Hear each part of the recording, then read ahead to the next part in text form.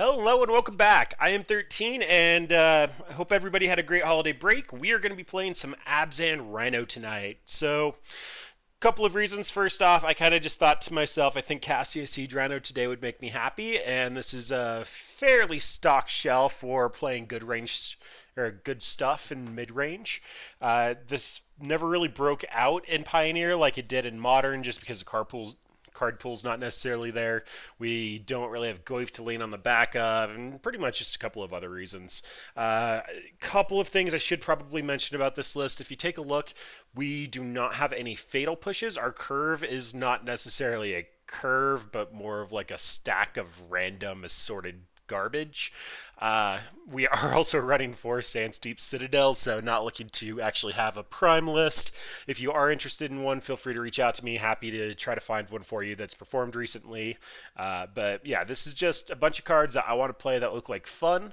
And I also wanted to play with some familiar cards tonight because we're also going to be testing out the new card hover feature. So, as always, love to hear your feedback on that. Probably going to mention that a couple of times tonight. But Abzan Midrange. So, we are not on the right slide. There we go. Casting some Siege Rhino.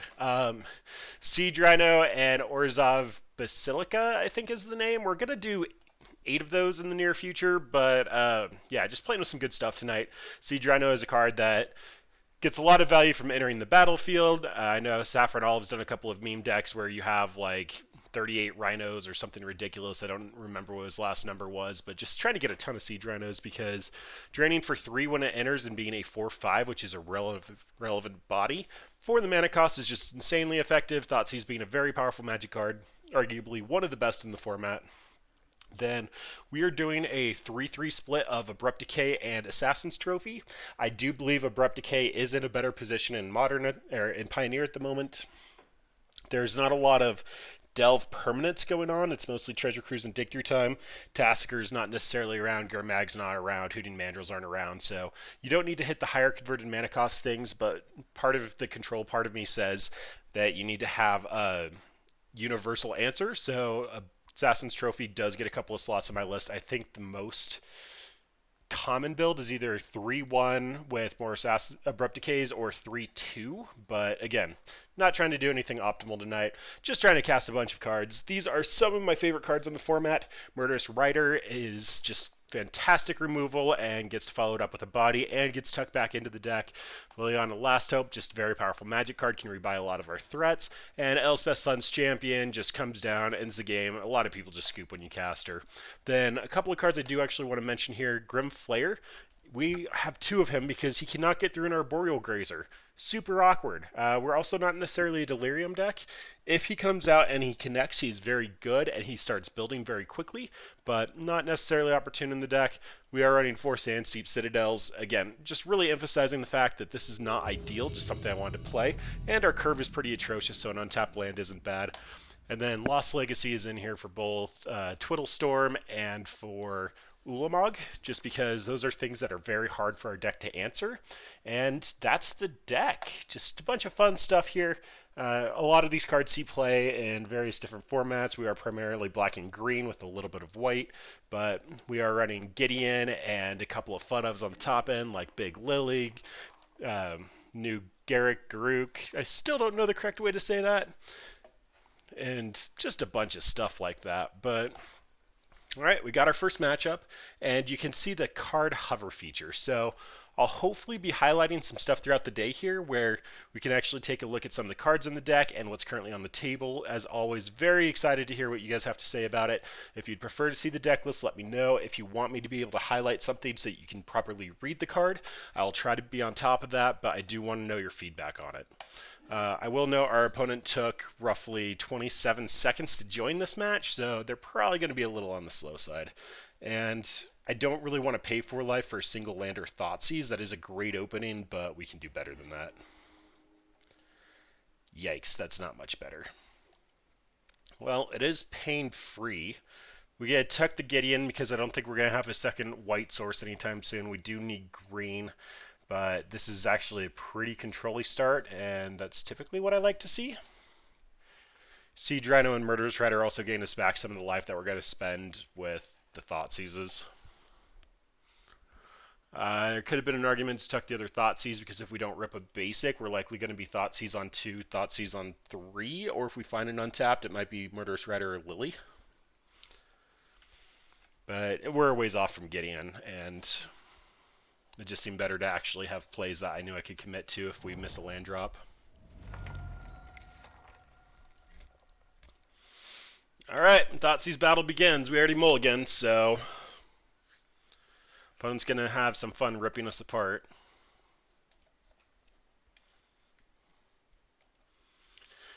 They don't even know we're Abzan at the moment. Seeing the Thoughtseize, I guess it was not the best idea to...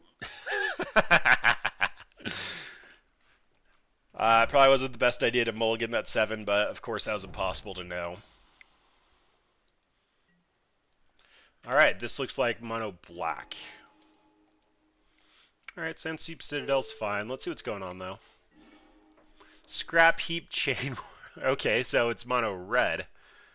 That's a little deceiving. We will probably be able to handle the Glorybringer. The Chain Whirler's going to die to most of our stuff. Scrap Heap coming back is a problem, but that's why we have Ashiok on the side. We do have an answer for Chandra. She probably has the most impact at the turn that she comes down, though. They also don't have their land, so I think I want to just try to put them off tempo and take the Chain Whirler here. They can run out the Scrap Heap Scrounger, but hopefully we'll find an answer for that. And by an answer, I mean just an additional land. Alright, and they whiffed. Yeah, it could have been wrong that we weren't supposed to take that line, but... Okay, yeah, that's fine. I don't want to give them their land. I do think Chain Whirler sticking around is going to be a longer-term problem, though. And this Assassin's Trophy means that the Heart of Kirin's not going to get in. Does ramp them? Yeah. There could be an argument to be had there, but I think that was the correct call since this comes back anyway.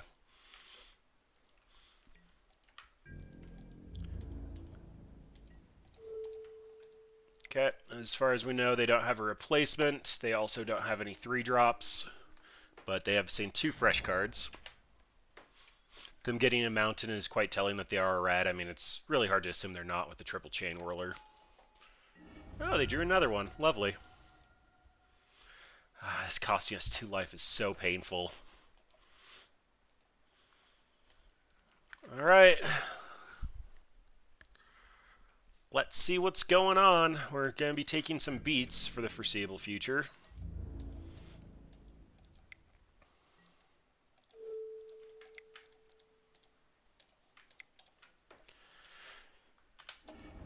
Lily will be able to start shrinking this. The life gain here isn't negligible. Chandra roasting the Murderous Rider means I'm likely not going to be running it out, though. Yikes. And the greed is coming in. So, 2 lines. Liliana, we will likely just get Liliana killed here. She'll gain 4 life. I can run out the Murderous Rider. If they whiff on a land, it means that I at least get to gain some life back and put one of the scrap heaps in the bin for a turn, but it's going to be coming back pretty quickly. I can try to Thoughtseize away the Chandra. I'm already at 8. That's not really great. Lily would gain us the 4 life, but we could also just die to the Chandra, so they'd attack us for 6, Chandra hit us for 2, and then we're dead in 2. So I think we're going to try to take the line of the Murderous Rider because it's least likely to kill us here.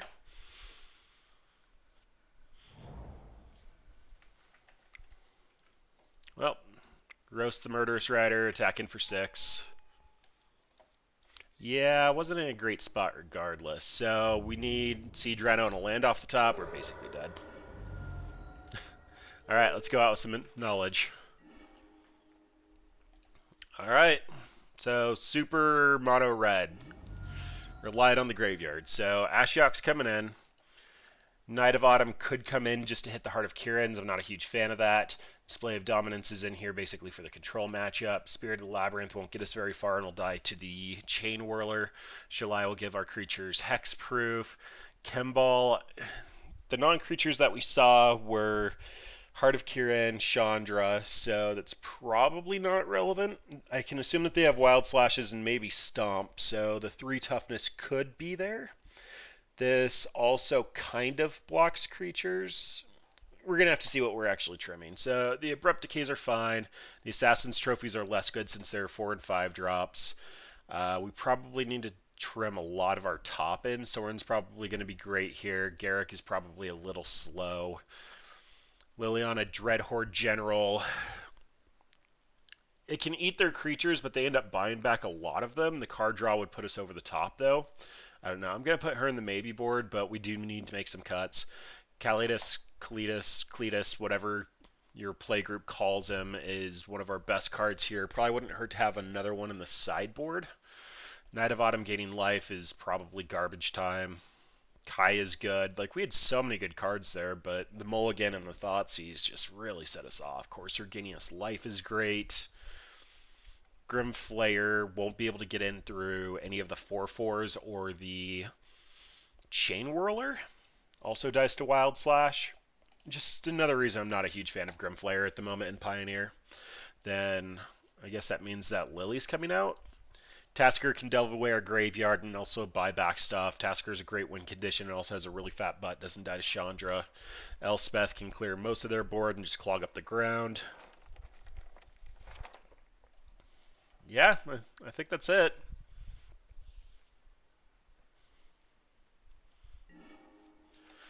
Alright, we will go ahead and take the play first, and really don't want to mulligan under like any circumstances here. So we're going to be at 14 just from Thoughtseizes on turn 2. Lovely. But that is a turn 3 Kaya after discarding 2 cards into a Kalitas, so like, this is pretty solid, although not stoked about the life loss here. It's amazing that they've had all the red, although they have no lands that interplay untapped. Alright, well, we're protecting our hand at the moment. And then after that, we're going to be probably just taking a Chain Whirler.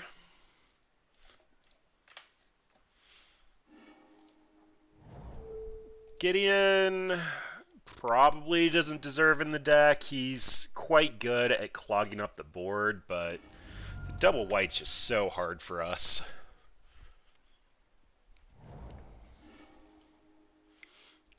Alright.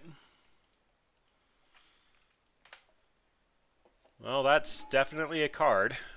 So let's go ahead and run out our Kaya here. Kaya's going to plus to get out of the range of the Scrap Heap Scrounger, also gain us some life that we lost. Then we're hoping to rip a land or a Murderous Rider. Oh, nope, Kaya's dying. Forgot about the Chain Whirler.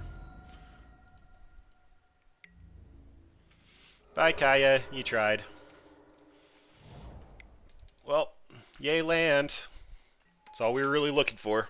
So now Kalitas should be able to clog the board. They won't be able to attack until they get their Glorybringer out. Heart of Kiran's kind of annoying, but what can you do? Temple Garden is great. So I get to... I'm not sure if I know about that mountain or not. I think that was just the one that they revealed to the Foreboding Ruins that we saw off the Thoughtseize, and I cleared 1 out. But either way, ripping the Glorybringer, don't want it to roast me.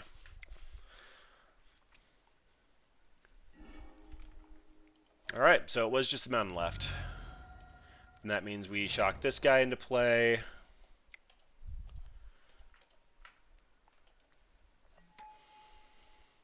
So I can try to go for an emblem here to get it out of Glorybringer and Chandra roast range, just because Kalitas will win the game by himself, but I don't necessarily think that's important. Right now, both sides are on blanks. Heart of Kiran's going to be able to kill the Gideon. Maybe that was a reason just to plus, but it really doesn't matter.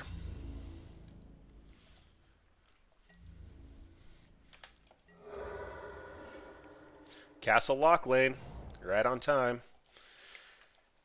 Now we get a refuel. If I attack here, they just crew the Heart of Kirin and block, so I'm not going to be doing that. We have a lot of really good top decks to rip, though. Opponent can draw a couple of hasty threats.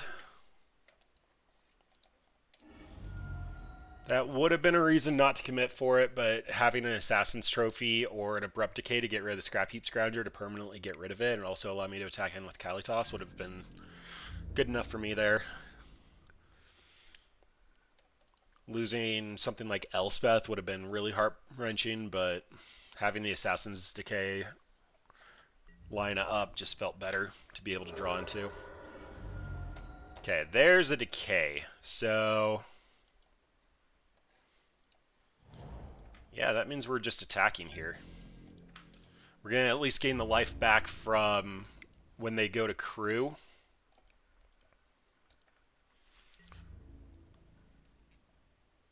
Oh, they're just going for it? So I'm getting the read that's a Wild Slash. Oh well, I can get out of Wild Slash. Lightning Strike would be bad though.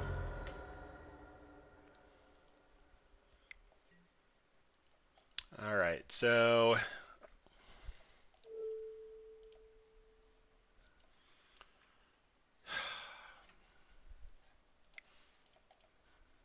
I know I want to get rid of this, then I can eat the zombie, but eating the zombie will make it a 3/6. Castle Locklane won't actually draw me into anything. Alright, well, I guess this is life now.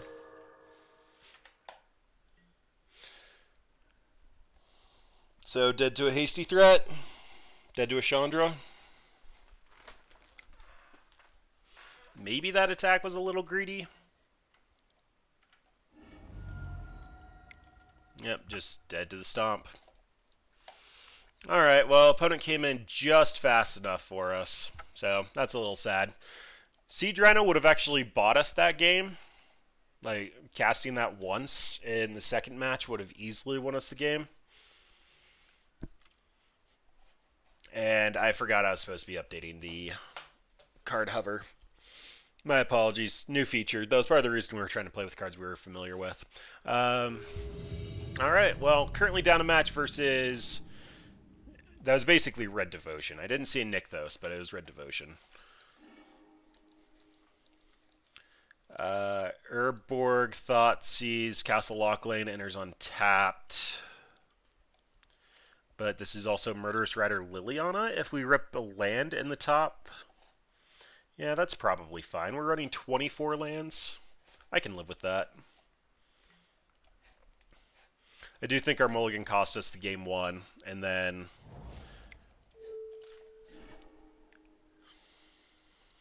Okay, so now it is Black Devotion, and we're 100% taking the Thoughtseize here. Scrap Heap Scrounger is going to be coming back. They have two Murderous Riders. They're not close to casting. This Dread Wanderer can be rebought, and the Fatal Push isn't going to hit anything we have yet. So, bye Thoughtseize. Hardly knew you.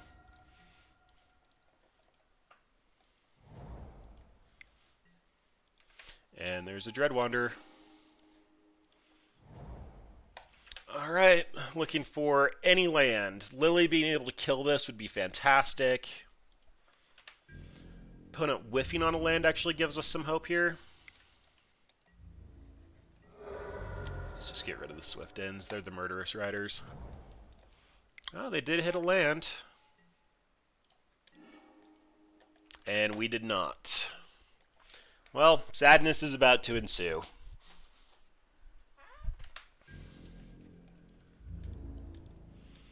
So, like, Lily comes down, eats the Dread Wanderer. They're still on the table with the Scrap Heap Scrounger. Murderous Rider will be able to take care of the Lily. And they hit another Dread Wanderer and another land. Oh my gosh. Alright, so we're currently taking 7. We're going down to 11. And our play is basically die. Lovely. Well, they didn't see anything except to assume that we're mono black. So Ashiok comes in to eat their little stuff. Knight of Autumn has an argument here just because, oh, well, Smuggler's Copter isn't necessarily a thing anymore. Display of Dominance can destroy their creatures and can also save ours. Shalai can protect our planeswalkers. Yeah, I think that's where we're at. So then Garrett comes out just because we have other ways to win this game. Dreadhorde is probably fine, although the recursion's a problem. Dreadhorde's only good if we have the Ashiok in play, so maybe just going a little lower to the ground is better. Grimflayer's not going to be able to get in through anything that they have on the ground, except for Bloodsoaked Champion.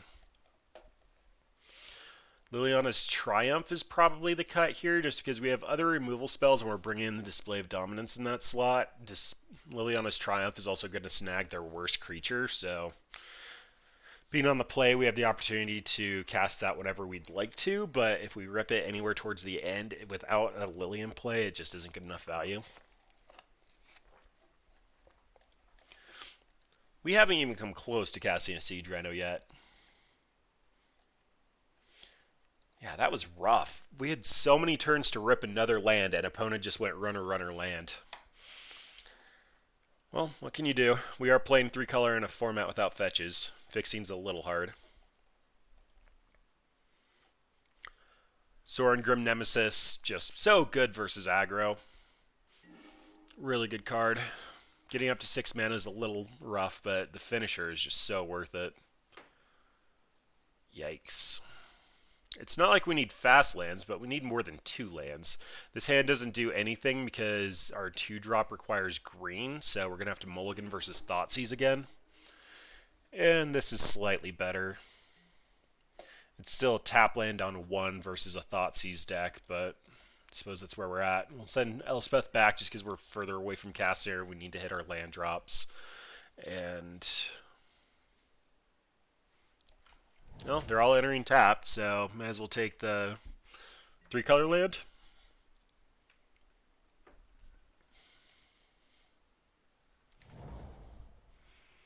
Alright, well, opponent has a tap land too, so that's a little good. Well, Castle Locklane will let us refuel. Let's take a peek at what's going on. Yikes. So Scrap Heap Scrounger comes back. Murderous Rider is going to be able to answer our stuff. Fatal Push again isn't very good. Gutter Bones is actually kind of decent, but Knight of the Ebon Legion's the only thing that they can't buy back and is also probably the biggest threat in this deck, so bye Knight, you tried. And they do have multiple colorless land drops here. Guess there is a world where we rip an untap land and we actually would have wanted to take the Scrap Heap Scrounger and then eat it with Ashiok. Yikes. So many tap lands.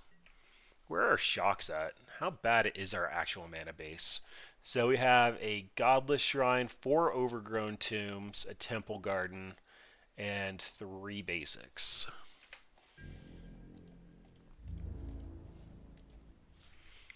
And that's still 8 untapped lands. 8 lands that turn all these check lands into being viable. Urborg would make 9.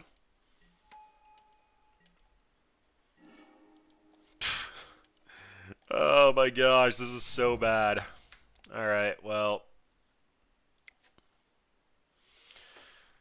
Ashiok, they're going to be able to kill her anyway, so we'll just take 2 and get rid of a couple of cards from their yard. Getting rid of the creature there just makes it so that they can't activate Scrap Heap Scrounger if we find a way to kill it. We haven't used a shuffle effect yet, so Elspeth is still on the bottom of our deck, and that's probably the best card at clogging up the ground. Both Mutavaults have come out, the Gutter Bones has come out, and the Scrap Heap has come out, so we know about a Murderous Rider and a Fatal Push.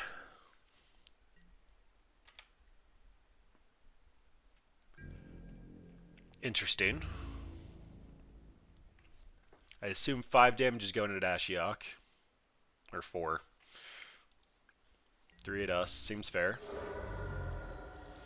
Shambling Vent's going to be able to block any of their 2Xs. And that's an Abrupt Decay.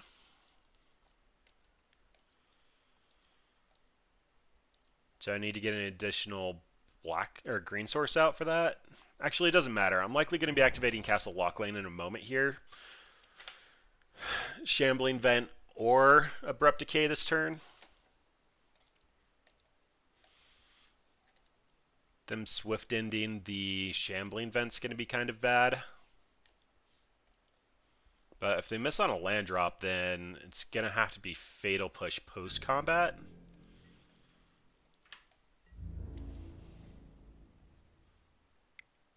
Which is fine. Like, I'll set him back a land. If we're going back a land, that's a fair exchange.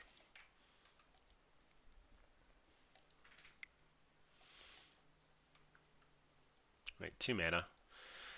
0 CMC on lands. Not in the right headspace. Take a week off of Magic and it just doesn't come back. So my apologies. Currently taking semi-lethal.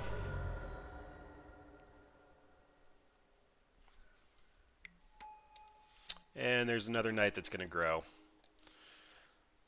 Alright, I have Display of Dominance and Abrupt Decay available, but I'm still going to be taking... We're going to Abrupt Decay that, Display of Dominance that. Actually, probably need to hit the Scrap Heap Scrounger. So, either way, I'm going to be killing the 2-drop and the 3-drop, which means I'm likely going to be taking at least 6 here, so I'm dead anyway. I'll take a peek. Doesn't hurt to get more knowledge, even if I'm not going to be using it this game. Multiple removal spells. Feels so bad, man. We had so many Planeswalkers they didn't even necessarily have answers to, and yet here we are. Alright, not even playing very cleanly, and my apologies. There is a reason this deck isn't very high in the meta, though.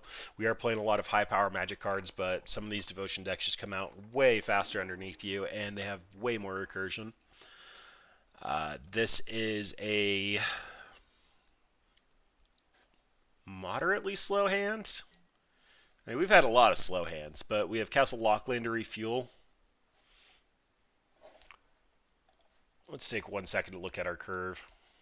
Let's go back to the deck view. So, ideally, I would have an Answer on 2 and a Thoughtseize on 1. Is that worth mulliganing for? We have 7, 10 2-drops and 4 1-drops. The odds of hitting Thoughtseize probably aren't that high, but hitting Assassin's Trophy or something would be. Yeah, whatever. This is fine.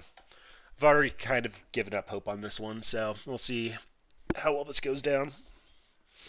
They also banned Nexus of Fate. I just wish they would have waited a week so we could have done Narset Cannon with it. But what can you do? Alright, Kalia. If this is control, this might be a fine hand.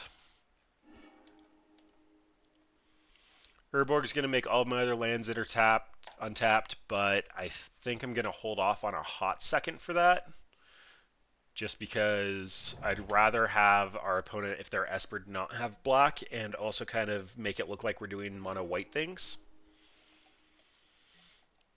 Is this the New Perspectives deck? This looks like the New Perspectives deck. New Perspectives is the cycling deck that gets out New Perspectives, which I can pull up now. This guy. So it'll try to cycle through its entire deck.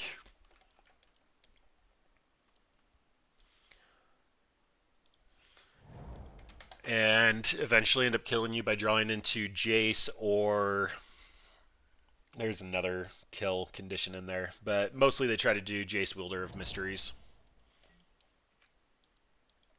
Interesting. So could just be Lotus Field Storm, although I thought they usually go red. Okay, this is some new spice I haven't seen before. Now, the White Orchid definitely allows them to ramp a little bit faster. Let's see here.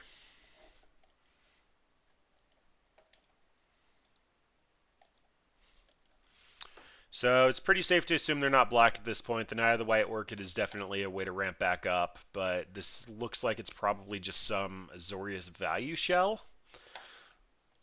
In which case, while they're tapped out, let's go ahead and Swift in the Knight.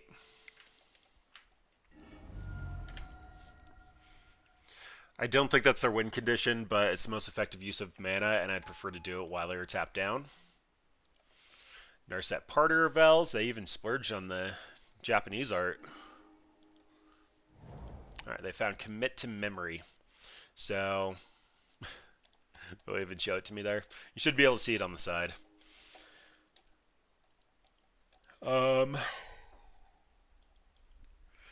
Let's see. So I can Murderous Rider the Narset. They want to cast the Memory to try to draw 7 and get rid of our hand. So I want to at least get Castle Lochlane down on the battlefield now. I can Siege Rhino, but it doesn't really seem very beneficial other than the fact that because it's there for 6 mana, they can just Memory. As long as they have Commit available, I think that means I want to Swift End here. They could potentially have Spell Pierce, and that's going to feel bad. They have shown us Censor. Alright, well, Narset replaced herself and lost us 2 life, so I think that's about the most they can ask for there. It's another Knight of the White Orchid, and they're going to leave 2 mana available. Commit's going to cost 4. They found an Ugin. Oh boy. Alright, so I think we're on Assassin or Abrupt Decay, the Narset, run out of Murderous Rider, and then pretty much be dead to Ugin.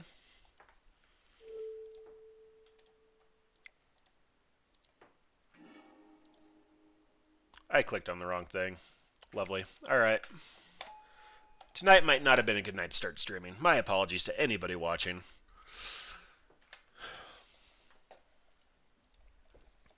Then they get a cash out for Teferi. Oh. There's a Gideon of the Trials, so they're basically playing a bunch of random control stuff. Sandsteep Citadel's not going to get me closer to anything I actually want to do. With this lockdown and an Ugin on its way, we're basically just dead. We used 2 of our 4 Murderous Riders, so we do have a couple of top decks that we can get into. They have Commit up and ready, which means anything I try to cast is just going to get put back into our deck. We could run out of Siege Rhino.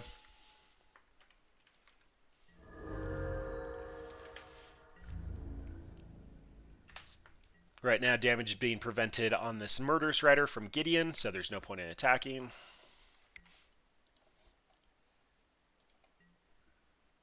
Oh, they activated Thespian Stage to copy Lotus Field.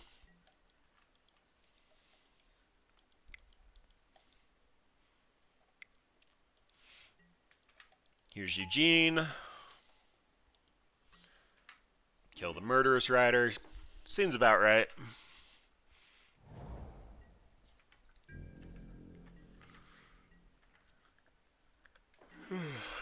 Sword is about as close as we're going to get to being able to win anything. So they have 2 mana up, and they have shown a Censor. I don't really have a way to play around it because the Sandsteep Citadel is going to enter tapped. Let's go ahead and run out the Sorin, see if they have Censor. If they do, we'll just move on with our lives. If they don't, Sorin can actually do some stuff. So, Sorin, shoot Ugin, will keep Sorin alive. They'd have to, yeah, I think that's our plan, is just hit this guy for enough that he's not going to be able to ult. So, we hit for 4, they'll have 5 loyalty. They -4, Gideon dies 2, so he won't be able to attack.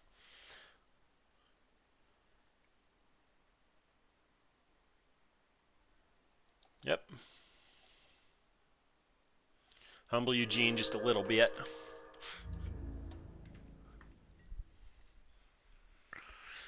Although opponent has a Teferi coming down, they can tuck our stuff. Commit can target a permanent.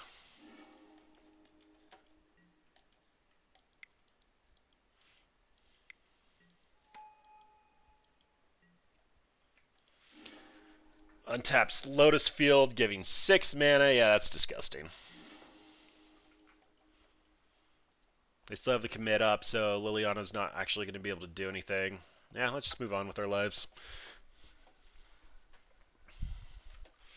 We weren't able to apply enough pressure, and the Lotus Field ramp is actually kind of valid. So Spirit comes in because it's a 3-1 that can pressure.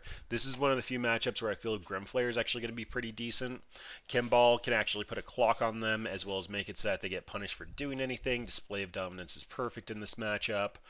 Liliana's Triumph is worthless. Shalai actually forces them to target that first, since almost everything they do is Planeswalker based. Lost Legacy, I can name their land, so that probably has to come in.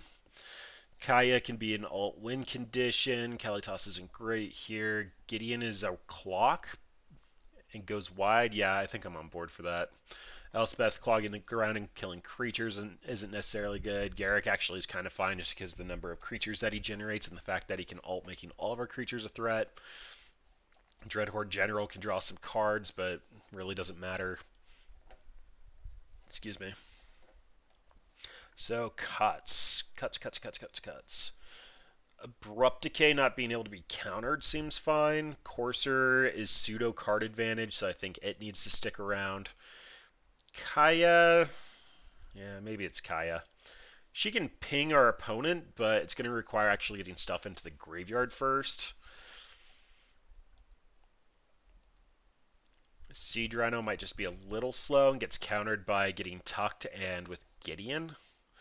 We're really just lowering our curve here and trying to get our top end that actually does stuff.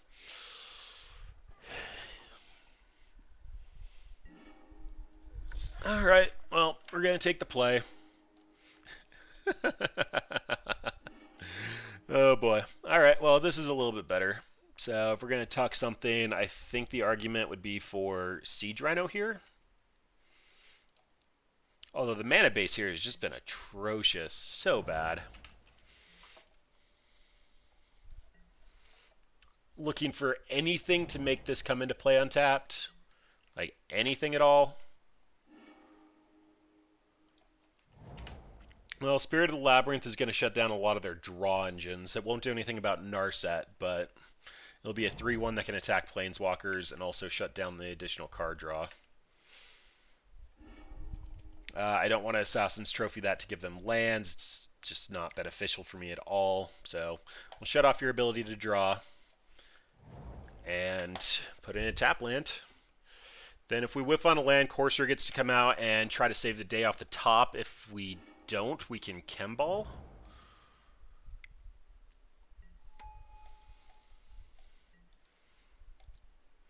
Yep, Spirit comes down. Alright, well, we missed, so we want to make sure to hit our land drops and control matchups. Hitting land drops is really what makes the difference. Urborg will make future lands enter untapped, so perfectly alright with that. And Assassin's Trophy and Gideon actually might be the correct line next turn in addition to Chemball, just that I can actually attack in for 5 every turn.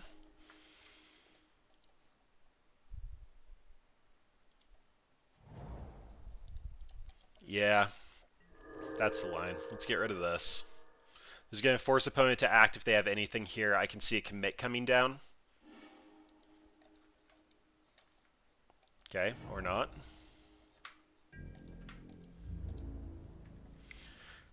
Chip in at our opponent, and then we'll run out Chemball, and I know we're going to get censored.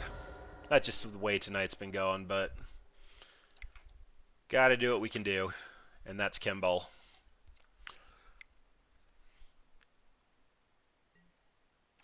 Or just hard disallow. Alright.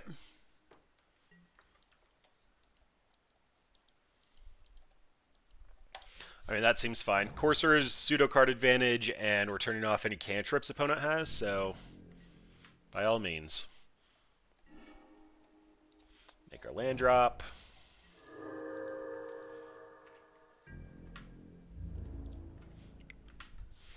I do suspect that they're going to have board clears, despite the fact we didn't show them a ton of creatures, so I want to be sort of wary of what I run out here. Running out Siege Rhino is going to be fine because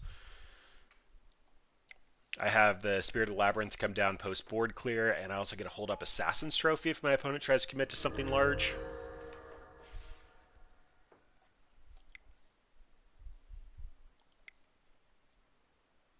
Sphinx's Rev? or Torrential Gearhulk. Oh, just a dig through time, nothing big. This also gets around the Spirit of the Labyrinth.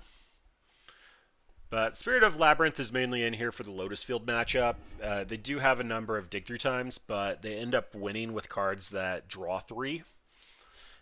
And that just shuts down a couple of their engines. Op doesn't work anymore, etc. Visitor Cycling doesn't work. Alright, and this is hexproof, which means I cannot target it with Assassin's Trophy.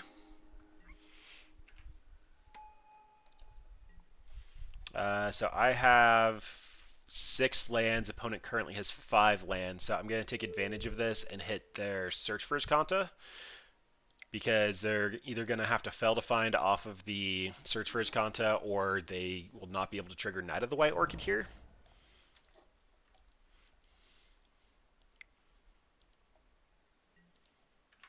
And that's an Narset. Alright, well, we know we're drawing a land for turn, which means we're kind of on blanks. I do get to activate the Shambling Vent and Alpha at opponent, though, which means they're likely going to be taking 6.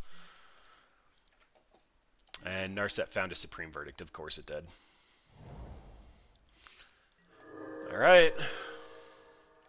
These are my cards. What can you do about them?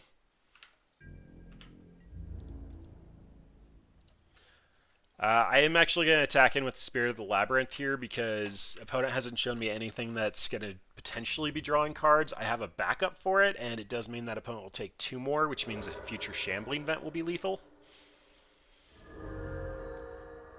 So they will have to Supreme Verdict here.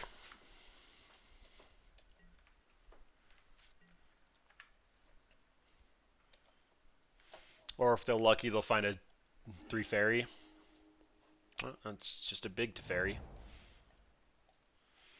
Oh man, they even get a ramp first? That's disgusting.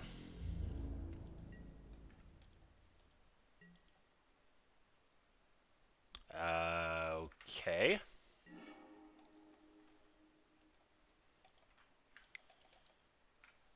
I have to assume that they have something disgusting here, but we're going to go for it. They saw the display of dominance, which means that they are going to be able to read that. I mean, they could just be dead on board, and they're letting it go. Quicken, potentially.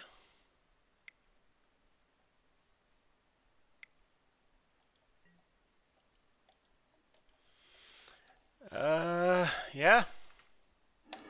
Sphinx is rep for sick. Pretty gross. I could have ran out the Spirit pre-combat, but that really wouldn't have resolved anything. And now we are back to they have to clear the board, and I'm going to have a Shambling Vent still and 2 creatures coming down.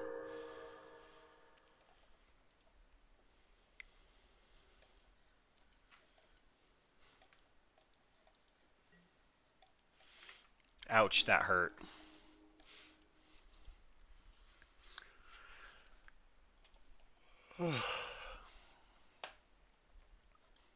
Supreme Verdict unfortunately doesn't target, so this display of dominance isn't going to do anything.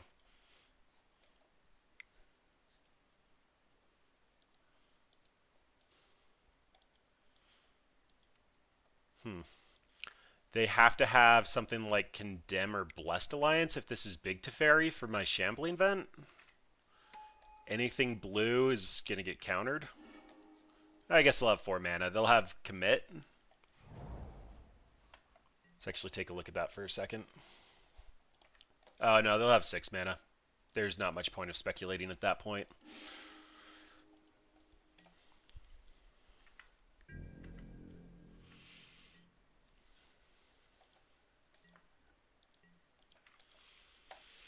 Yep, Teferi with Lotus Field is pretty gross.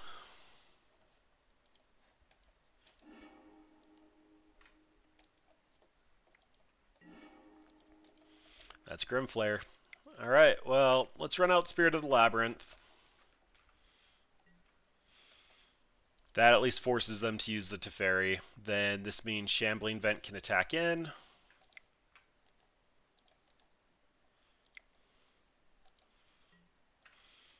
And we'll see what they've got for us.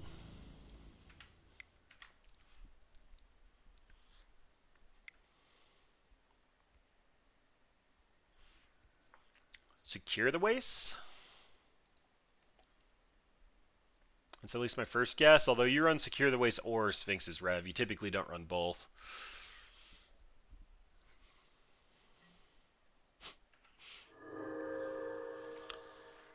Gross. Well, Control officially is taking control of the game.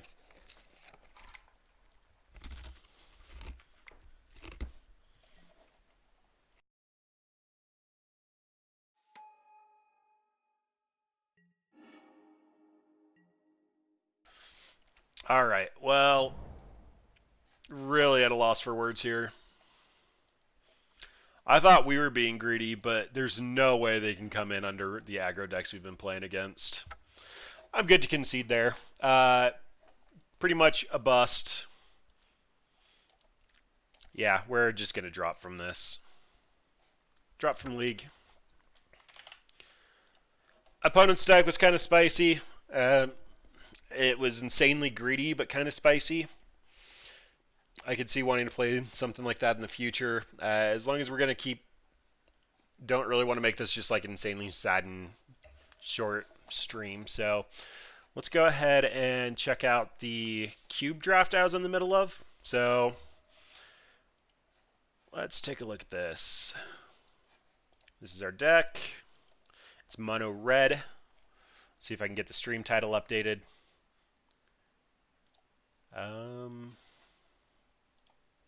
I don't think I've ever actually had to do that on OBS before.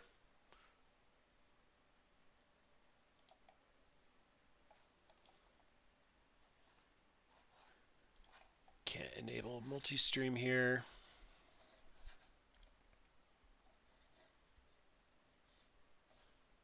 Okay, whatever. We'll just go to clean capture. Little over it. So mono red deck. Ended up with Lightning Bolt, Goblin Guide. Can't do clean capture, otherwise we lose the card. Lightning Bolt, Goblin Guide, Figure of Destiny, Zergo Bell Striker. Basically everything that we want to load to the ground deck ended up with Smuggler's Copter and Umezawa's Jite. So we have a lot of good stuff there. Metamorphose is mainly in here because we also are running a copy of the... Wow, Moto, you are struggling, friend. Let's go ahead and restart Moto because it is struggling hard. But we have Metamorphose, not really doing anything stormy, but we do have a Runaway Steamkin to help actually benefit the deck. Then we have Fire Blast, Lightning Strike, essentially just all the good mono red burn spells.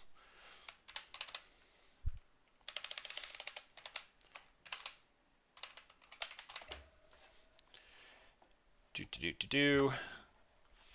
can save some time and hit this. Tonight has been a little rough for streams, but we do have a full history. I usually play a lot of fun decks, and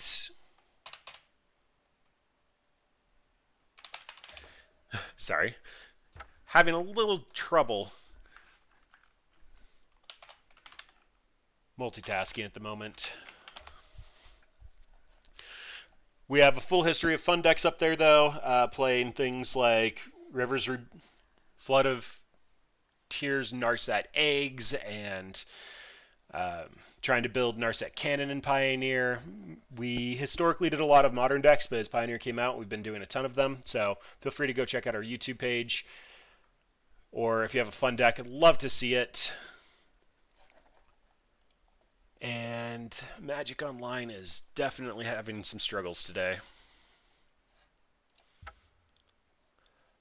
We are currently 1-0, I believe, with this mono red deck. When playing Vintage Cube, mono red ends up being one of the stronger decks, or Boros. Just really low to the ground. People are drafting fun decks. They're not necessarily getting everything that they need in order to get the deck to function, but this is what our deck currently looks like, although I did want to take out the Basalt Monolith and probably put in the Zealous Conscripts. So we have Chain Lightning, Lightning Bolt, Lightning Strike, just direct burn to the face. We have Fire Blast, Bonfire of the Damned if the game goes long enough, or to just clear out X1s if it's in our hand. We have Glory Banger to clear out the board and just get a little reach. Same with Koth, just get a little bit more reach. Zealous Conscripts can steal something big. In our first match, we played against Esper Reanimator, and Zealous Conscripts actually stole Grizzlebrand, which was pretty sweet. Rabble Master, Seasoned Pyromancer, just good value cards. If we burn our hand, we can actually just refuel with Wheel of Fortune. And then we do have Young Pyromancer just for all of our burn spells. Shrine of the Burning Rage, just more reach. Smuggler's Copter can help filter and be a flyer. GTA just wins combat, and overall fairly strong deck. Mox Ruby to help support it, and then a couple of just creature beats. But that is our deck. And let's go ahead and try to grab another 2 wins out of it. Yeah, Abzan Rhino did not work out. Not at all. So, let's see here. We are doing...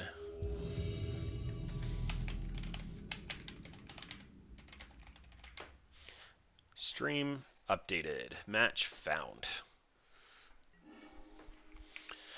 Vintage Cube is pretty much my favorite format. Oh my gosh. I think the Magic Gods hate me tonight.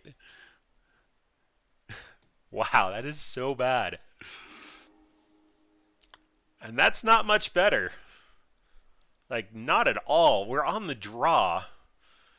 I mean, we're going to tuck the Bonfire of the Damned because it's better in the deck anyway. But then that means turn 2 Shrine of the Burning Rage, turn 3 Rabble Master, and then... Oh boy.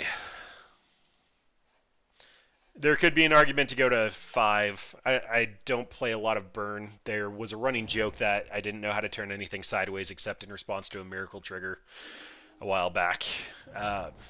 But this gets really good as the game goes on, and if this goes unanswered, it's fine. Without the Mox Ruby to get it out as early as turn 2, though, I'm not a huge fan of just running out of turn 3 Rabble Master with nothing else backing it up.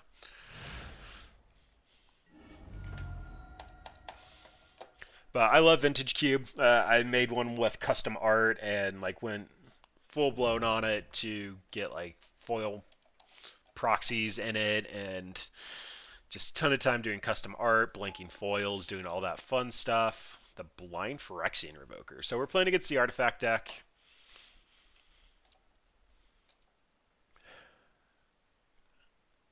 Mox Ruby.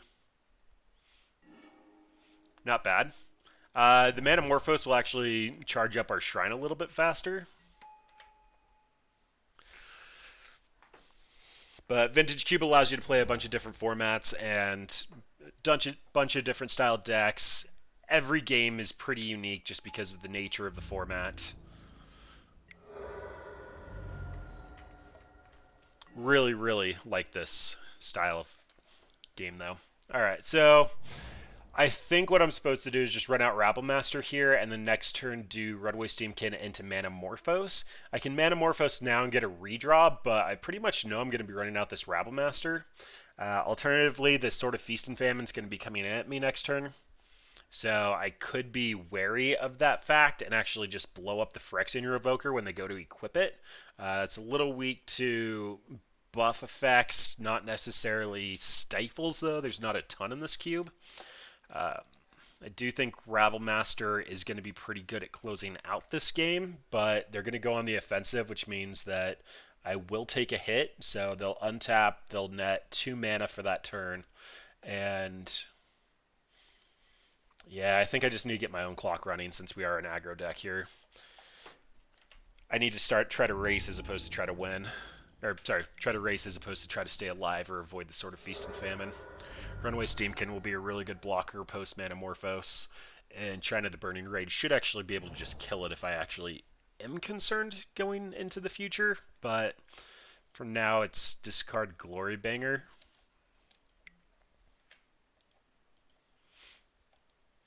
Yeah, that's a little unsettling. They have a Time Walk? Okay, I think I lost.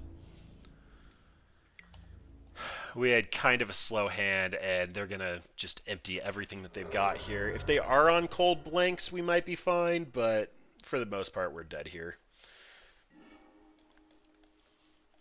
If all that they have is this Phyrexian Revoker sort of Feast and Famine, oh my gosh. Okay, well, opponent's got the Nutter Butters going on. They hit power, they have Sword of Feast and Famine. Oh, and they're stealing our creature. We're done. Treachery gains control of the creature and untaps lands. So we just need to be a little faster at killing them. Considerations here. They have Treachery. They have Sword of Feast and Famine. Yeah, we're going to go white. So Kithian's a really good early game attacker. We have Wear Tear and Disenchant. I could maybe see an argument for Oblivion Ring here, but probably not going to happen. Cut a couple of mountains just to actually support our white. That means Inspiring Vantage. Then Manamorphose can also help fix a little bit. Because we're going to be on the top end, because we have to clog our lower end with interaction, our top end's going to get cut, which means the Goblin Dark Dwellers, possibly the Glorybringer, definitely the Koth, since we're going down mountains, he's less effective. Then we need 2 more. Imperial Recruiter might just be a little slow here. Seasoned Pyromancer is just really good value because it restocks our hand when we're trying to burn them out. The Young Pyromancer might be a cut just because our support for it is essentially this pile. I'll put the Shield Breaker in there too because it technically casts, but we only have 10 cards. For a draft deck, that's actually not too bad. So, yeah, let's not do Young Pyromancer. Let's sort. Imperial Recruiter is probably the cut. The thing that we grab most often with this deck is the Seasoned Pyromancer. We also have the option of getting the Shield Breaker if we need to destroy an artifact. And last but not least, may as well take out... Oh, we have one too many lands because of the Mox. Yeah, seems fine. Not exciting, but fine. And this is a little bit better. So we have a 1-drop into a 2-drop, hopefully into Ravelmaster, and to Seasoned Pyromancer refill. If they end up putting out a Phyrexian Revoker, we can just pay 3 to kill it.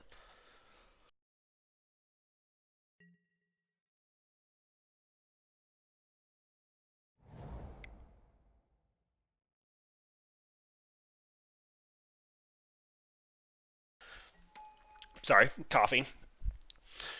Zergo, 1 mana, 2/2. It can have haste for 2 mana, but for the most part, this is just going to be a general beater for us. Fire Blast gives us flexibility to remove something, or just the reach to kill our opponent.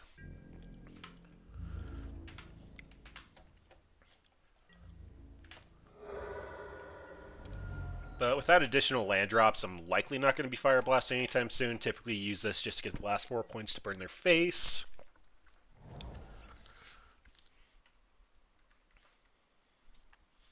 Alright, and I guess we'll see what opponent has for 2. Last time it was a Phyrexian Revoker in the dark. If we whiff on a land, it's actually quite possible. If our opponent does nothing, I'll actually Bonfire for 0. Just get the additional token so we can be attacking for 5. Next turn we're going to put opponent to 14, and then being on a 3-turn clock after that actually feels relevant.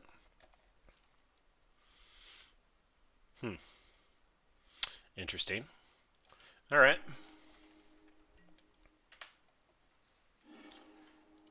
I mean, we're a burn deck, and they just blew a Collective Brutality, so that makes me think that they have a ton of removal in their hand.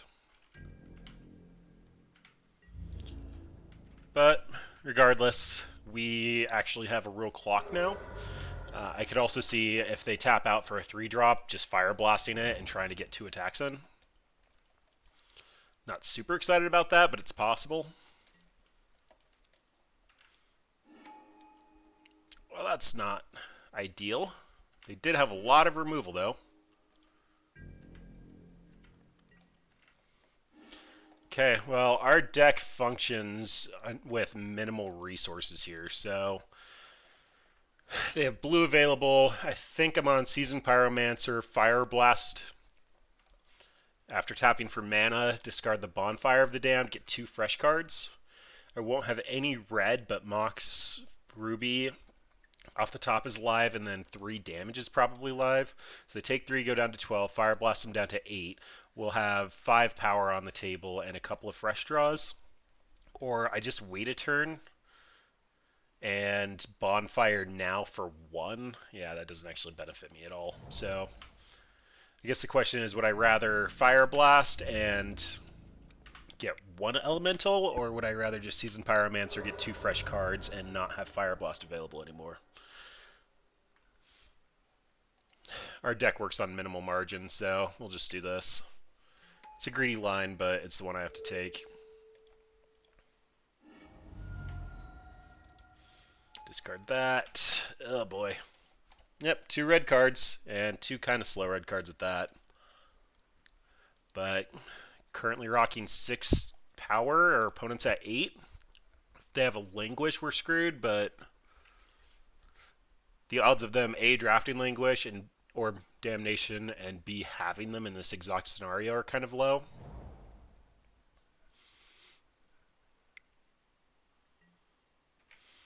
Alright, Arcane Artisan. Weird show and tell effect. Ooh, Smuggler's Copter is free. Well, not free, but it's a good draw. It also turns any of our other cards on. We do have to be wary of what they put into play off this Arcane Artisan, though. Because it draws them a card, and it can also put something like a Grizzlebrand into play, and we won't be able to get around that.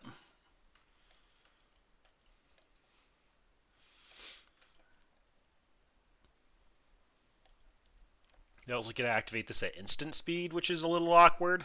So I think we're looking for, honestly, probably just a mountain. If we get a mountain, it means that I can Runaway Steamkin, crew up the Smuggler's Copter, and attack. If they do happen to do something absolutely horrible to us, we can Abbot of Carol Keep, looking for a land next turn. Although this giant pause makes me think that they are not seeing an exact line to win. They're grasping, so we are ahead. We're fairly far ahead given the fact that we blew away 2 of our lands. But this is just so scary. A lot of options here. Massacre Worm would absolutely destroy us. Although we might actually win if it's only a Massacre Worm. Because we would end up taking 8, and then they'd have a 6/6 on the table, I believe. I need this. Move. Come on, Moto. Cooperate with me. Oh, don't you dare spin on me again. Be cool. Nope. Come on. I believe in you.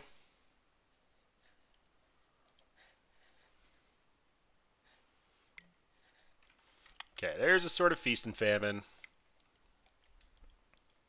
They get a equip, hit me, it'll untap all their lands, and then they'll have a 2/5 blocking. That means I have to discard probably my Runaway Steamkin.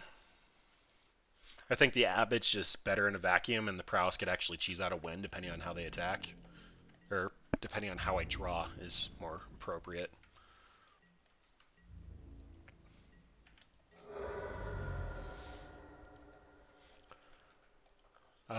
Discarding the Runaway Steamkin here also gives them something else to name to Phyrexian Revoker if they're going to try to revoke in the blind again, but we also have Smuggler's Copter, Runaway Steamkin. There's a couple of things that they can name. Okay, can I take this now? Apparently not. I just want you to move to the other monitor. Be cool, Moto. Ah, stop it. Be cool.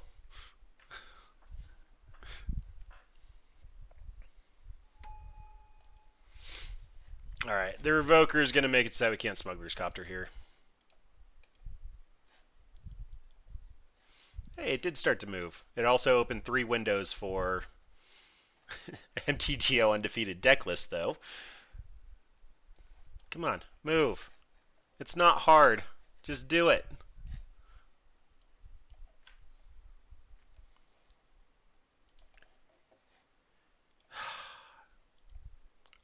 Really, really not cooperating with me tonight. Wheel of Fortune. All right.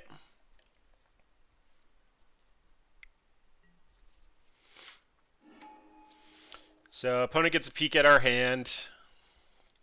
Also gives them an additional blocker.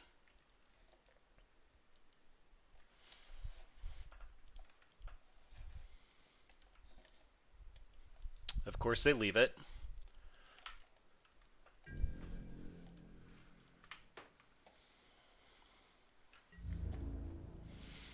Okay, so I attack with all creatures. I hit them for 2. We have multiple things that shoot for 3. They do get a trade with my 2 X's. Versus I just send in the 2 1/1s. They might just let it through. But they also must be answered. No, so what we're going to do is we're going to send in the Seasoned Pyromancer because it does have an activatable ability from the graveyard. And then if they block with the Phyrexian Revoker, I can crew up with the Smuggler's Copter. Otherwise, Zurgo can chump block the Artisan. Opponent has seen her hand, though. The Vendilion Clique staying alive means that they can put the Sword of Feast and Famine and go unblocked. It's also their fastest clock.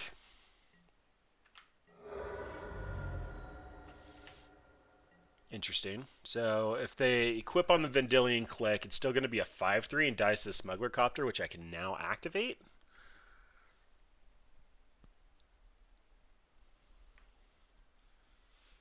I'm not sure if I'm a very big fan of that line. Also, now they can't attack in with the Artisan because Smuggler's Copter is a free block, and it'll also hopefully loop me into a land.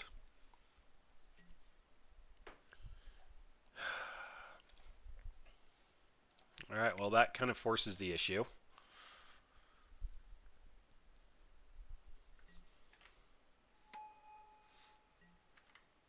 Treachery is a good Magic card.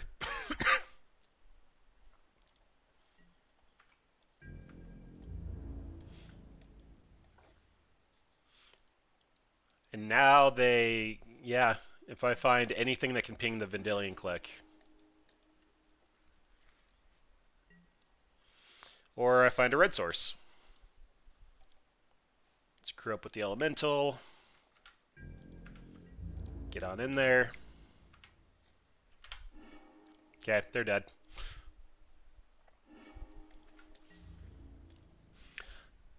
Unless they have Force of Will. I guess Force of Will. No, they don't have enough cards to pitch. Alright. Burn you. Well, that went to turn 7. Opponent's like frantically drawing their next cards. I think we are on the wrong side of the variant stick there, opponent. Zealous Conscripts actually probably would have been fine in this matchup if they're running the Artisan. Oh, this is great. So I have all the mana fixing I need. I have a 1-drop. I have a Lightning Bolt for flexible removal. And then I'm going to get into a Goblin Rabblemaster. With opponent having everything that they've had, though, the Treachery on the Rabblemaster is a little scary. But Manamorphose is a free redraw if I don't see a Shrine of Burning Rage or Runaway Steamkin on 2. I even see a world where I just bolt that to get rid of it. Okay, that's fine. This card has actually been performing very well for me in Vintage Cube, where everybody is trying to get their Moxen online.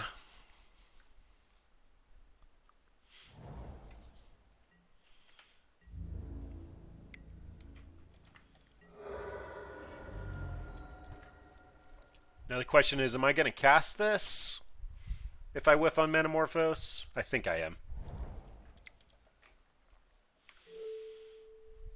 And that means I need red here.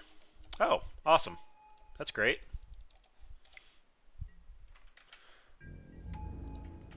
Turn 2 Rabblemaster. Probably getting Shriek Mod here just from the way that opponent had been playing. That's fine too. This sequencing also makes me think that opponent either has a tap land or no land.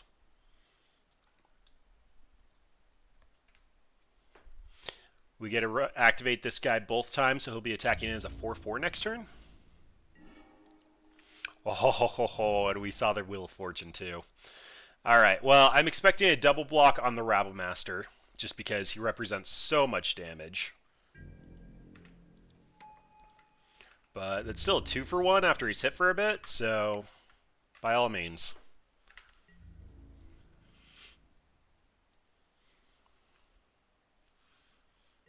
Called it. I do want my lightning bolt back first. Then let's go ahead and grow you. I'm a fan of you being a 4-4.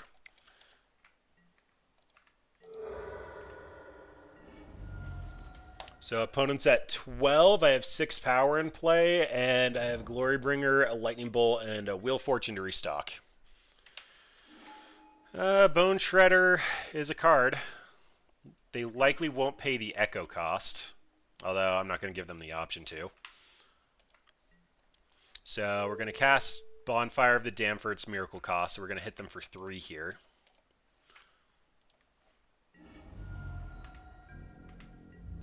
And that puts them basically dead to the Lightning Bolt that they know about. They also know about the Glorybringer, so going to require some pretty good draws for our opponent here.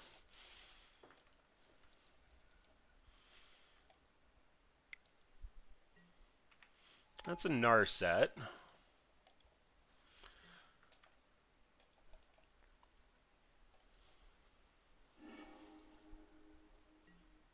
Takes an Impulse. So there might be a world where I'm supposed to kill Narset, and that's probably the world where I have the Wheel of Fortune live.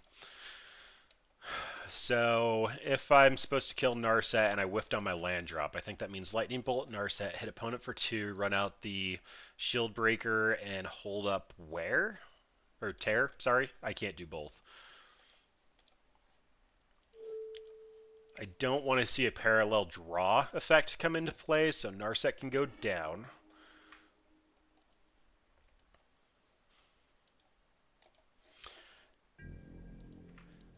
I could also see a world where I was supposed to attack Narset for 1.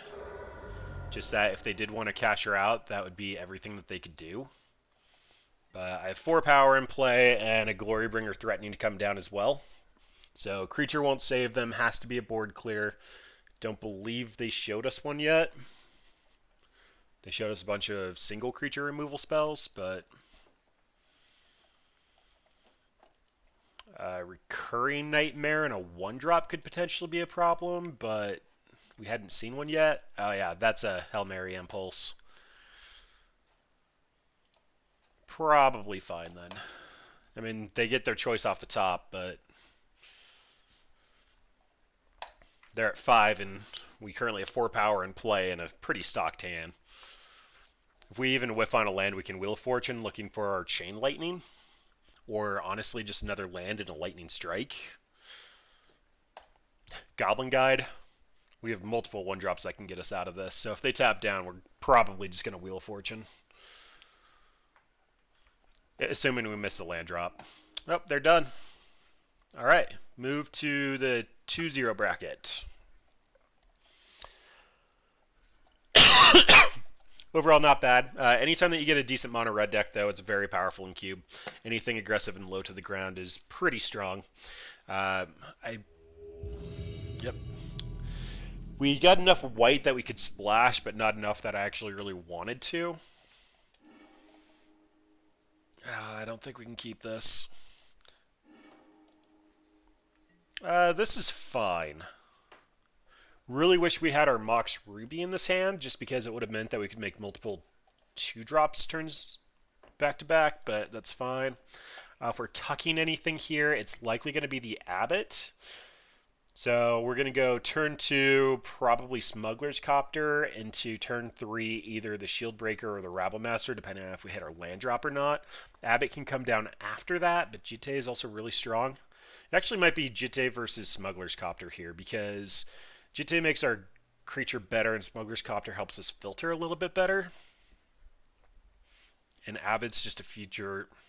Either way, these two are going to be the biggest mana sinks. I think it might be between these two, and Abbot doesn't actually benefit us a whole bunch if we don't hit our land drops, so I really don't want to like exile our Glorybringer or something like that underneath the Abbot and not be able to cast it at all. Also, having things like Bonfire of the Damned makes the Exile Claw's a little more awkward. Hey, look, it's the mirror. All right. So this is going to be the Smuggler's Copter. Hopefully they also didn't get the Shield Breaker. Really hoping Goblin Guide gives us some lands here. That's an Abrade. And a Young Pyromancer. Okay, I'm going to make a conservative line here and go after the Young Pyromancer. The Goblin Guide giving us lands is actually pretty beneficial for us. And just running out the Shield Breaker there for the Smuggler's Copter would have prevented attacking, which I really wanted to hit these land drops, so...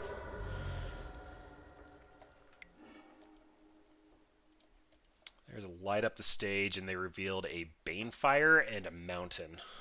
Alright, well, I was thinking I was going to Rabblemaster and crew the Smuggler's Copter with the token, but that's looking less and less likely now. So... I don't want this to stick around. They haven't shown us an artifact that we care about yet, but they are running out of gas. 3 cards in hand, the Banefire. I think we're going to Lightning Strike the Goblin Guide and try to get the trigger off of it and hope that they just tap out for the Banefire. Or they drop an artifact that's worth battles displaying. That's less good.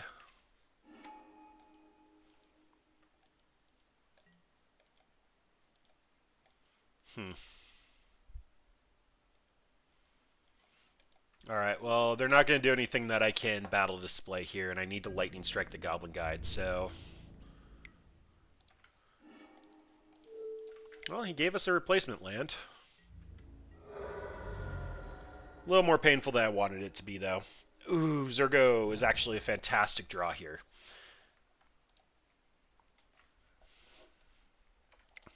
Yep, we're going to have to run out the Rabblemaster just for a little bit of value. And then I think we're going to leave the Rabblemaster back to crew the Smuggler's Copter and just chip in for 1. We do need to start clocking our opponent. We're mono red and we haven't hit them yet on turn 5. But keeping the Rabblemaster back means that they're not going to pay for the Avalanche Riders. The Banefire is no longer castable off the light up the stage. So they have 3 cards in hand, which probably needs to be a creature removal spell and an artifact removal spell.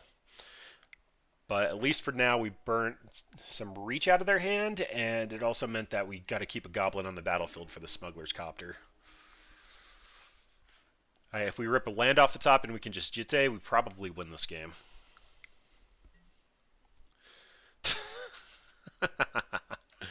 Alright.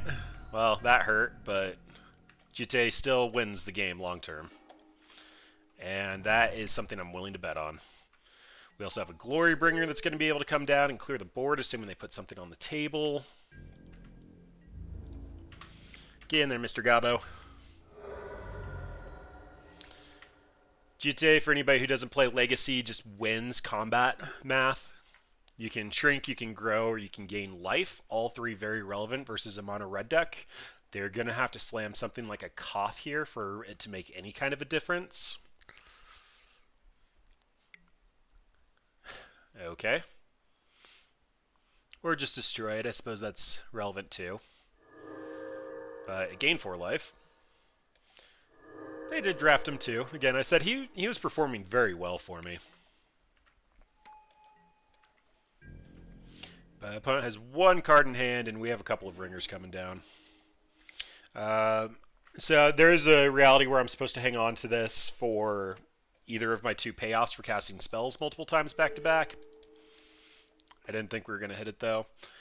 Don't necessarily want to dash here, so I'll just run out my creature, and then they haven't shown us any artifacts. With only 1 card in hand, it's probably not relevant enough for me to keep him around. I'll at least have some targeted removal if anything else comes up. Glorybringer is 100% going to roast this, assuming we find our 5th land drop. Just ends up being a 2-for-1, regardless of how it goes down if they find a way to remove him. Yep. Or if they offer this... Oh! Yeah, he can't block creatures with power 2 or greater. So no blocks. I don't think I'm supposed to kill him yet. I think I can risk that 2 life thanks to Jite's life gain. And there's our Steamkin. Sounds about right. Gonna keep the Goblin back though. Just prevent the 2 damage as long as possible. Opponent getting up to 3 cards in hand is a little worrisome now though. That can be 3 damage x 3. It can be a Fire Blast. Alright.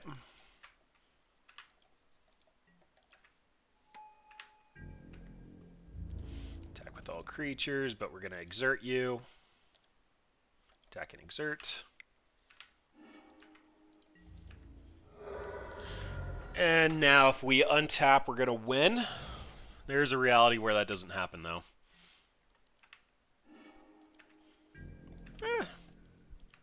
I mean, that was a good play. Overloading Mizium Mortars cleared our entire board. Now, Lightning Bolt needs to be removal as opposed to the last 3 points of damage that we need. Ripping a Chain Lightning would be pretty good. Ugh, we can't kill that. So we are dead unless we rip something lethal off the top.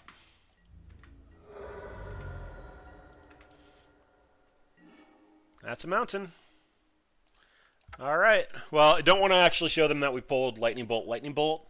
Given the fact that we made it into, what was that, turn 7? Before that was actually, we were able to hit them once.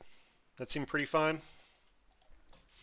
Maybe I think committing into a potential Mizium Mortars isn't that relevant. Had it been like Pyroclasm or basically anything else, we would have survived it. This is just a little too slow. We have our own Goblin Guides and 1-drops that we care about. I want 2 lands and a 1-drop. It's not really a whole lot to ask for. Okay, this is perfect. So we get to ship back a land and probably the other land, just because we're going to have 3 draws to find a 3rd land. And then that means that we get a Rabblemaster, then followed up with a Wheel Fortune. Blast Zone is actually a utility land, so that gets to be a land, and Manamorphose can draw us into something beneficial on 2. So I think I'm going to keep the Manamorphose, so that means Blast Zone's going back. I want double red. Like, Manamorphose into Mox Ruby again would be great.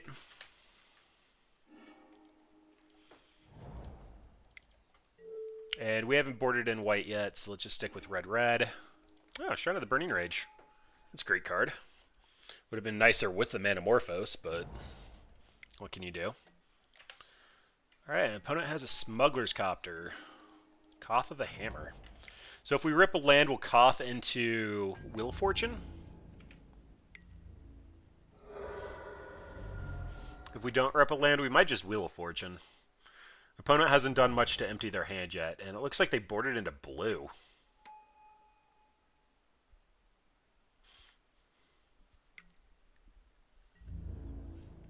Interesting. That attack means that they probably have Lightning Bolt for my Rabblemaster.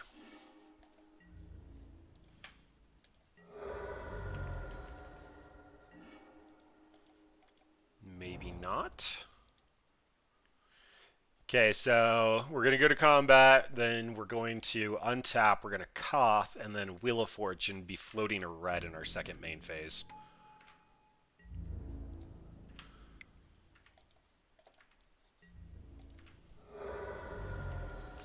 I imagine an opponent's hand isn't that good if they're just running out of stock Pyromancer, but what can you do?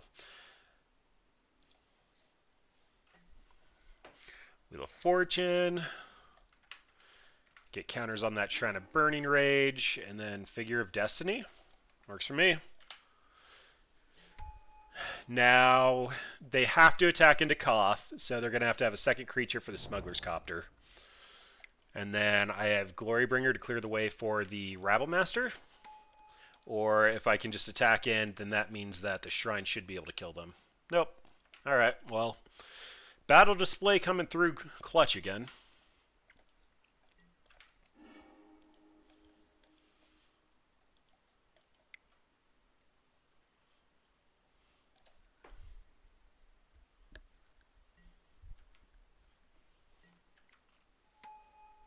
Goblin Guide, Crewing Smuggler's Copter is pretty good synergy. They don't get the land, but he still is a viable creature. Oh, Zeddied in the Smuggler's Copter. I think that means they're dead.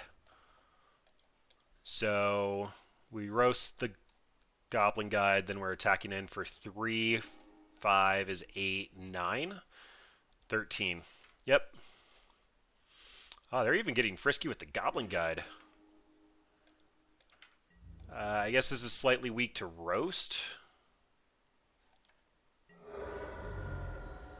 Or, sorry, to daze, not roast. That kind of works too.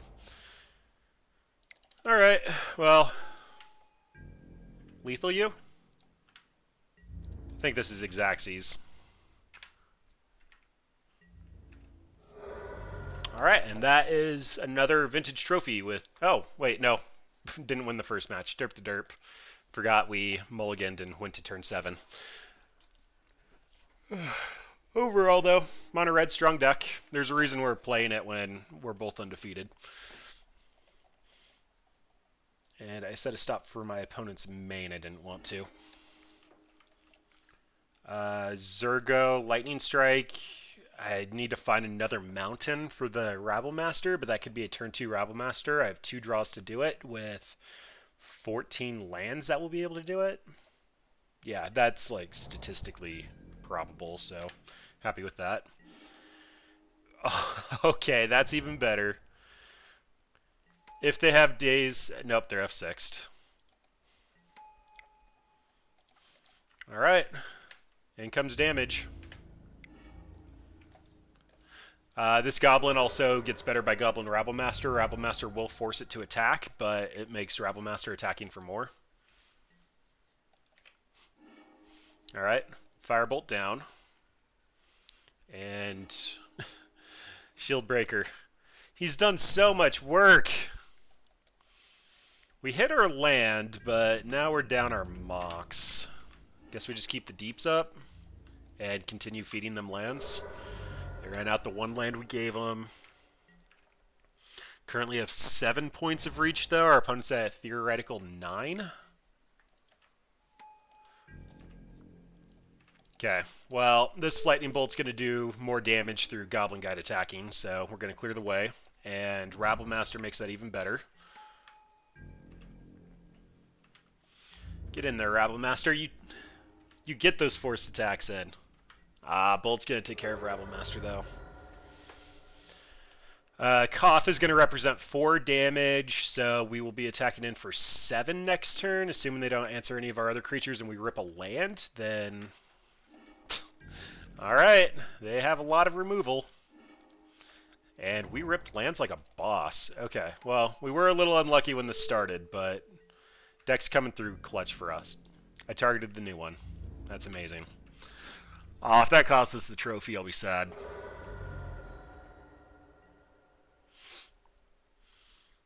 But gonna hit them for 5 next turn, have a theoretical 9, so I need to find 3 more points of damage.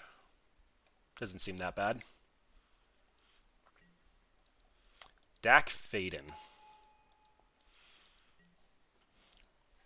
I probably am supposed to attack him with a mountain. It'll buy them a turn and draw them into some removal, but Dak is kind of a problem, and if he ults, we're going to lose this game.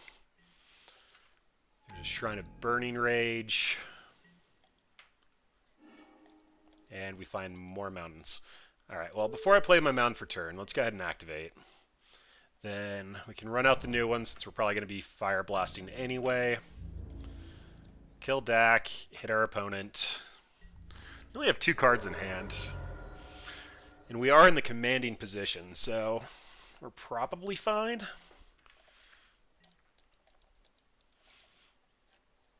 The fact that I mostly play Pioneer. Sorry, I don't know when you posted that. I just saw it. Been going for a little while now. Did a lot of Modern streaming and then moved over to Pioneer. Fire Blast will be able to hit Hazaret, but she's indestructible, so I'm not going to be able to do anything about her. Smuggler's Copter is kind of okay. We'll send our Gobbo token in, though. Shrine of the Burning Rage will be able to answer the Smuggler's Copter. That'll also get rid of their reach, though. I have a lot of paper cards, but since I started streaming twice a week, I've had less appeal to go to paper events. I have Grixis Control and Blue White in Legacy. I have like completely expeditioned out Blue White in Modern. I haven't made a Pioneer deck yet, although if I had to choose at the moment, it would probably be a variant of Fires, just because the deck seems pretty sweet and has a ton of Planeswalker value in it. And I haven't played Standard in quite a while. I don't think I've played Standard since Return to Zendikar, just because Cons was such a great format and then it went downhill pretty quickly. Alright, well, really looking for Hail Mary here for this to work out, because the Shrine of the Burning Rage is ticking up. The Hazoret's going to be applying some damage for us. Manamorphose is at least a redraw. Chain Lightning, they get to fire it back at us. I guess we'll figure out if they want to point it back at us. That will kill us, assuming that they see the line, but yeah, they didn't fire it back at us. So they can hit us for 10. They'll discard.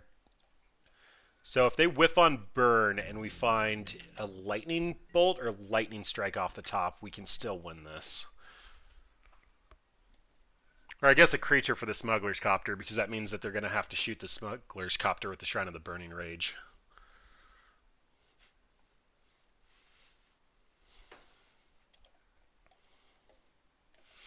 I remember we should have won this game. If I would have untapped the correct land with Koth, we would have taken it. So, unfortunately, playing to keep our trophy as opposed to earn it. Little bit of Moto misclick there.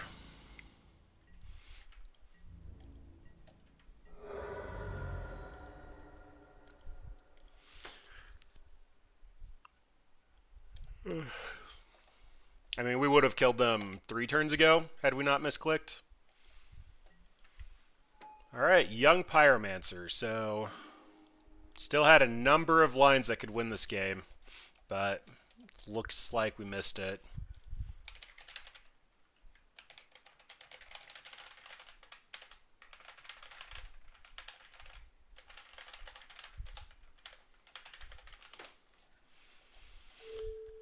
Guess we'll just shoot our opponent in the face and move on with our lives.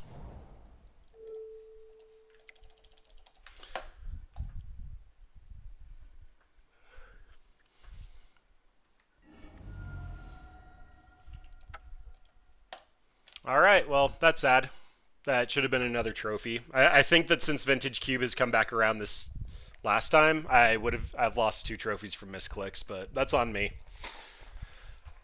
Alright, well, unfortunately, the original deck that we had, Abzan and Pioneer, did not turn out super well, so we kind of defaulted to the deck I was already playing in Vintage Cube, but what can you do? Rhinos did not really make the cut. We did see a pretty sweet brew out of our opponent with the Lotus Fields and using Teferi to untap them and ramp up to like Ugin and stuff like that. It does seem a little greedy though. Like we were playing a pretty greedy deck and we came in just a little too slow for... Thank you very much for the follow. We came in just a little bit too slow for the Devotion decks that we played against, and then we played against the one that just went well over the top of us, but what can you do? Trying to play a fun deck tonight, and that's what it was, but... I already covered this when we were trying to load up Cube. We have a bunch of fun decks up on YouTube. Feel free to go check them out. Brad One's been taking a little bit of break from streaming, but I'm still putting out at least 2 decks a week. Thanks for hanging out tonight, guys, and I will be back on Wednesday, probably playing either Jolly Girl Giant, if I can figure out the last missing piece for that, or Turbo Jeskai Ascendancy Mill. Those are probably going to be the 2 that we're looking at, depending on which one is a little bit closer to being complete. But thanks for hanging around, and I will see you guys on Wednesday.